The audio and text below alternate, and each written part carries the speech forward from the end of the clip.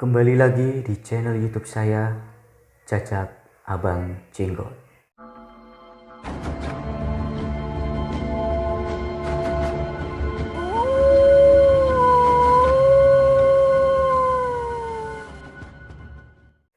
Oke, di video kali ini saya akan membahas tentang Gunung Kemukus, karena kemarin di komentar ada yang ingin diceritakan tentang Gunung Kemukus, yang kebetulan teman saya sendiri dan juga subscriber dari Jajak Abang Jenggot. Nah, sebagian dari teman-teman di sini kemungkinan sudah banyak yang tahu ya tentang Gunung Kemukus, karena sudah banyak juga dibahas di artikel maupun video.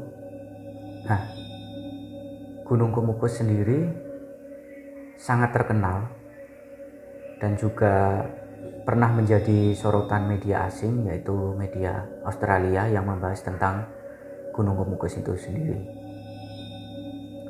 Dan perlu teman-teman ketahui bahwa sumber dari bahasan saya ini sudah tercantum linknya di bawah, karena ini juga bukan dari saya sendiri, jadi ada sumbernya. Oke, langsung mulai dari sejarahnya, bahwa Gunung Kemukus itu merupakan kawasan tempat ziarah atau wisata religi yang terletak di Provinsi Jawa Tengah, tepatnya di Kabupaten Sragen, Kecamatan Sumberlawang. Nah, Gunung Kemukus itu sendiri tidak lepas dari sejarah Pangeran Samudro dan Raden Ayu Ontrowulan. Kenapa bisa berkaitan? Jadi kita mulai dengan sejarah Pangeran Samudro. Nah, Pangeran Samudro ini merupakan putra dari Raja Majapahit dan dari Ibu Selir yang bernama Raden Ayu Ontrowulan. Nah, ketika Kerajaan Majapahit runtuh, Pangeran Samudro dan ibunya Raden Ayu Ontrowulan tidak melarikan diri seperti saudara-saudaranya Pangeran Samudro. Jadi mereka ikut diboyong oleh Sultan Demak, dibawa ke Demak. Nah, sampai di Demak, kemudian Pangeran Samudro yang saat itu masih berusia 18 tahun diajari agama Islam. Nah, jadi yang mengajari itu Sunan Kalijaga. Hingga sampai dewasa, kemudian Pangeran Samudro ini diperintahkan oleh Sunan Kalijaga untuk menemui Kyai Ageng Gugur dan juga untuk mengemban misi menyatukan saudara-saudaranya yang melarikan diri. Nah, singkat cerita, kemudian Pangeran Samudro bersama dua abdinya yang setia menemui Kyai Ageng Gugur. Nah, tempatnya itu di lereng Gunung Lawu. Kemudian sampai sana, Pangeran Samudro menemui Kyai Ageng Gugur dan belajar mendalami lagi ilmu agama Islam. Jadi perintahnya Sunan Kalijaga itu selain untuk mengemban misi menyatukan saudara-saudaranya yang sudah lama hilang, juga untuk lebih mendalami lagi ilmu agama. Jadi sebenarnya Kyai Ageng Gugur ini adalah kakak kandung dari Pangeran Samudro. Namun ketika itu Pangeran Samudro belum mengetahui, karena Kyai Ageng Gugur ini belum mau membongkar identitas aslinya. Nah, setelah dirasa Pangeran Samudro ini sudah menguasai ilmu agamanya, barulah Kyai Ageng Gugur ini membongkar identitas aslinya. Dan tentunya Pangeran Samudro sangat bahagia waktu itu. Di sisi lain bertemu dengan kakak kandungnya dan juga sebagai mengemban misi menyatukan saudaranya. Jadi maksud dan tujuannya itu sudah tercapai. Nah setelah itu Pangeran Samudro dan dua abdinya tadi kembali ke Demak untuk pulang. Nah namun pada saat dalam perjalanan di wilayah Gondang Jenalas yang sekarang itu nama wilayahnya Gemolong. Nah itu Pangeran Samudro dan abdinya tadi bertemu dengan Kiai Kemaliman yang juga asal Demak. Nah akhirnya pangeran dan beserta abdinya memutuskan untuk bermukim sementara dan juga untuk menyebarkan agama Islam. Nah setelah semuanya dirasa cukup, akhirnya Pangeran Samudro dan abdinya memutuskan untuk melanjutkan perjalanan ke Demak. Namun dalam perjalanan di Padang Oro-Oro, Pangeran Samudro jatuh sakit. Nah namun saat itu Pangeran Samudro masih nekat untuk melanjutkan perjalanan dan sampai di wilayah Doyong yang sekarang itu nama wilayahnya Miri. Pangeran Samudro memutuskan untuk beristirahat di situ karena sakitnya semakin parah saat itu. Kemudian Pangeran Samudro memerintahkan abdinya tadi untuk mengabarkan ke Demak bahwa pangeran sakit.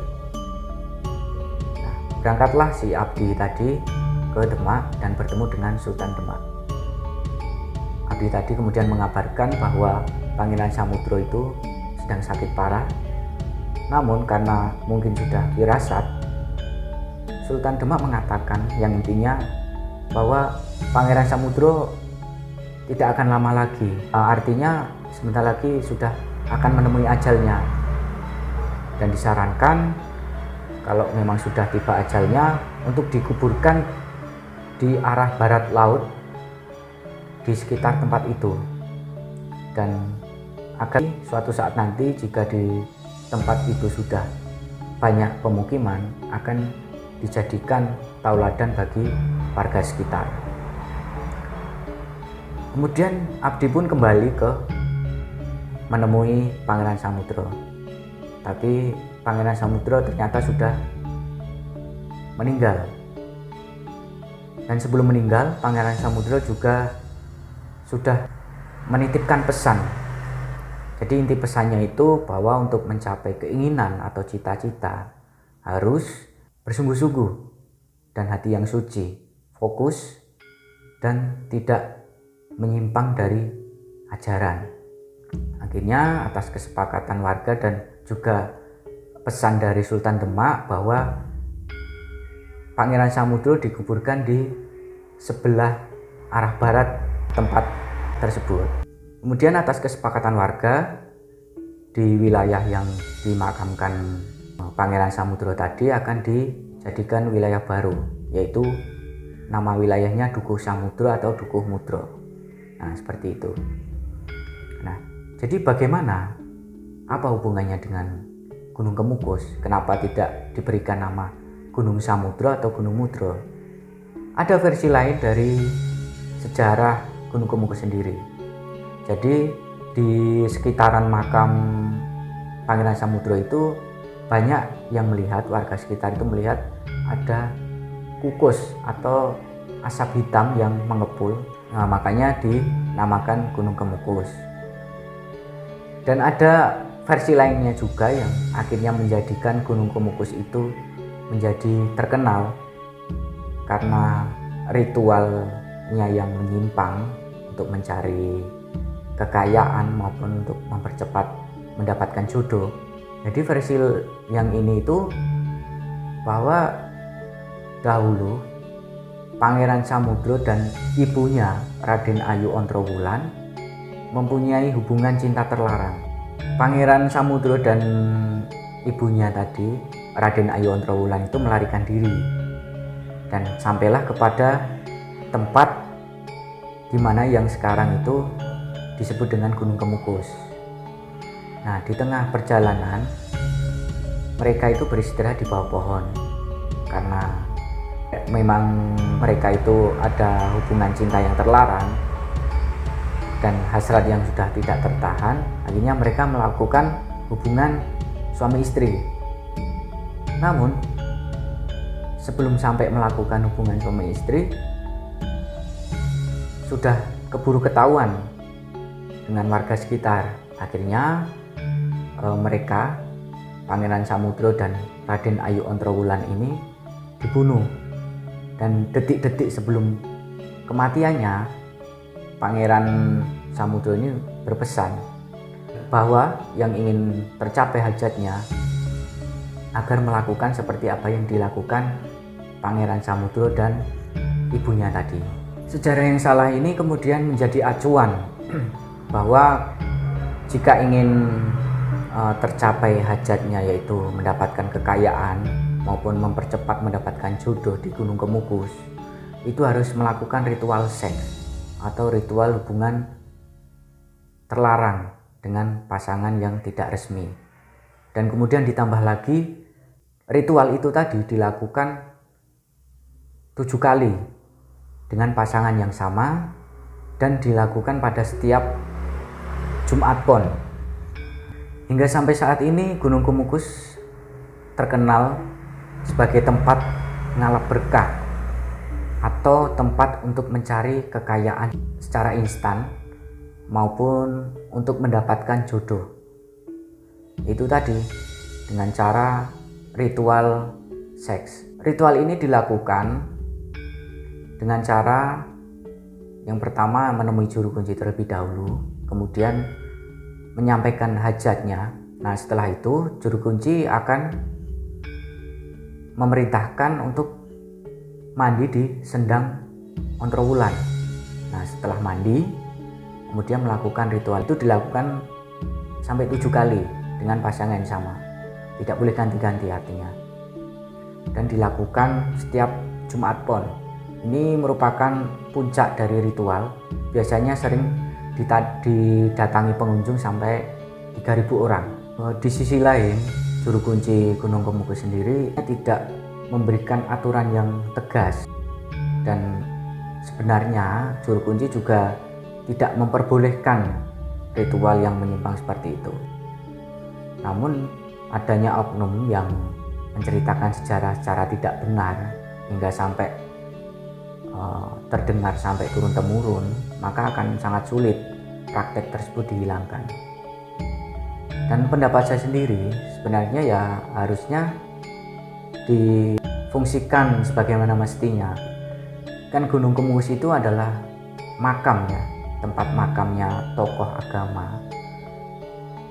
Seharusnya kan untuk mengenang tokoh agama tersebut, karena Pangeran Samudro sendiri juga ikut berperan dalam penyebaran agama Islam. Jadi ya jangan sebagai tempat untuk ngalap berkah dengan alasan apapun lah, karena itu sudah menyimpang sekali dengan ajaran Tuhan. Kita ya cukup hanya minta sama Tuhan aja. Nah, mungkin cukup ya, banyak salah, saya mohon maaf. Dan apabila bahasan saya ini menarik, teman-teman bisa memberikan like dan juga tinggalkan komentar, dan jangan lupa untuk memberikan saran dan kritik. Oke, cukup sekian. Terima kasih.